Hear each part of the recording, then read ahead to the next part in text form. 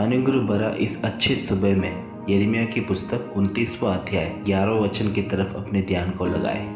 क्योंकि यहोवा की ये वाणी है, जो कल्पनाएं मैं तुम्हारे विषय करता हूँ उन्हें मैं जानता हूँ, वे हानि की नहीं वरन कुशल ही की है, और अंत में तुम्हारी आशा पूरी करूँगा। इन पढ़े वचन को आधार मानकर कुशल ही की कल्पनाएं, इस विषय में प्रभु में आश्रित होकर हम मनन करें।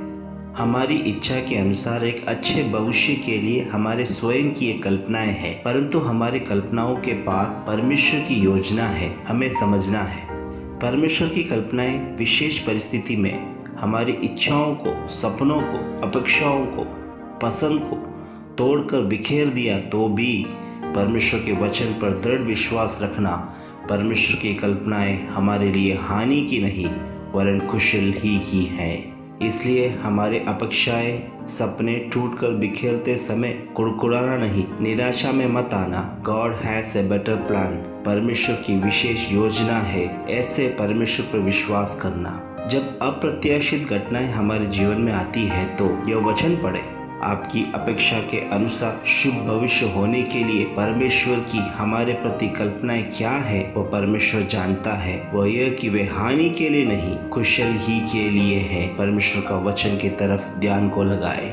2020 में वैश्विक शिक्षक पुरस्कार के प्रथम विजेता महाराष्ट्र के प्राथमिक विद्यालय के शिक्षक रंजीत सिंह दिसेल नाम का व्यक्ति था। रंजीत सिंह की इच्छा एक IT इंजीनियर होने का था, परंतु उनके कॉलेज की पढ़ाई में रैगिंग होने के कारण पढ़ाई की पूर्ति करने ना पाया। आखिर में उनके पिता की सलाह के अनुसार रंजीत एक शिक्षक प्रशिक्षण कार्यक्रम में शामिल हुए। बाद में महाराष्ट्र के सोलापुर डिस्ट्रिक्ट में काफी समय से बंद हुआ एक सरकारी विद्यालय में प्राथमिक शिक्षक के रूप में कार्य आरंभ किया। वहां पर रहने वाले बच्चों की पढ़ाई से संबंधित कोई बढ़ोतरी न मिलने के कारण पढ़ाई के लिए विद्यालय में आने वाले लोग बहुत कम हैं, और उनकी पढ़ाई की पुस्तकें उनके गांव की भाषा में न होने के कारण पढ़ाई में रुचि नहीं होती और पढ़ाई की इच्छा रखने वाले लोगों की पढ़ाई भी बिगड़ गई। एक IT इंजीनियर होने की इच्छा रखकर पढ़ाई आरम्भ किया। आखिर में प्राथमिक विद्यालय के शिक्षक के रूप में काम करने लगा और अपने मन में यह सोच उठने लगी, कहीं अब इस गाँव में रहकर तो भविष्य तो नष्ट नहीं हो जाएगा।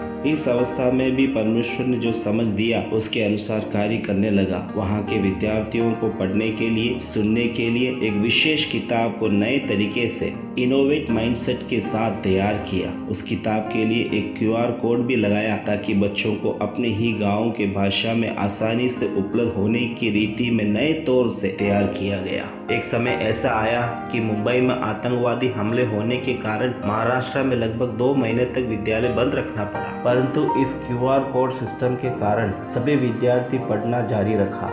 एक समय ऐसा लगा कि अब विद्यालय बंद रखना पड़ेगा, पर 2016 में सभी विद्यार्थी बहुत अच्छे अंकों से उत्तीर्ण होकर प्रतीक्षा से अधिक होने के कारण सोलापुर के सर्वश्रेष्ठ विद्यालय बनकर सामने आया। बाद में BBC न्यूज़ वालों ने उनके अनुभव को सबके सामने शिक्षक दिवस में प्रसारित किया। यही नहीं, महाराष्ट्र सरकार ने रंजीत सिंह की QR कोड सहित नए तरीके वाली पुस्तकों को महाराष्ट्र में लागू किया।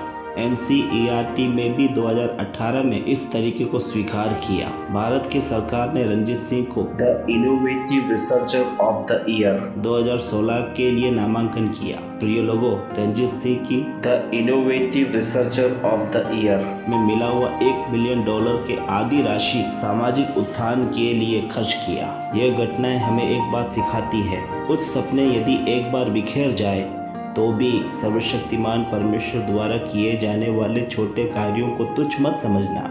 आने वाले समयों में परमेश्वर की भलाई की ये कल्पनाएं हमें अनुभव करने के लिए, देखकर समझने के लिए, अनेकों को उपयोग होने के लिए परमेश्वर हमारी सहायता करने पाए। Have a blessed day.